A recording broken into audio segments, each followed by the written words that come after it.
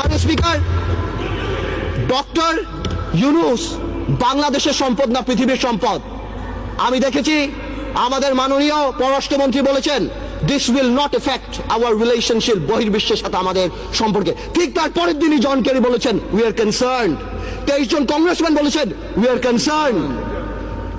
বহির্বিশ্ব phone উঠে ঝগড়া করবে না, এটা তাদের diplomatic language, that we are concerned, we are looking into the matter. Doctor Yunus আমাদের মতো না।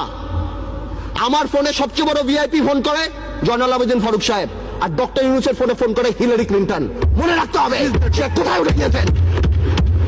ডক্টর ইউনূসের এই ব্যাপারটা অ্যামিকেবলি সেটেল করা যেত। আই হ্যাভ উইটনেসড ইট। আমি নিজে দেখেছি বিবিসিতে হোয়াইট হাউস স্পোকসম্যান বলছে we are deeply concerned, this is Yunus allergy. আমি জানি অনেকে বলতে পারবে এটা আমাদের সার্বভৌমত্ব, আই ক্যান আন্ডারস্ট্যান্ড, এটা আমাদের সার্বভৌমত্ব। কিছু একটা ব্যালেন্স নিড টু বি ড্রন। এখন সার্বভৌম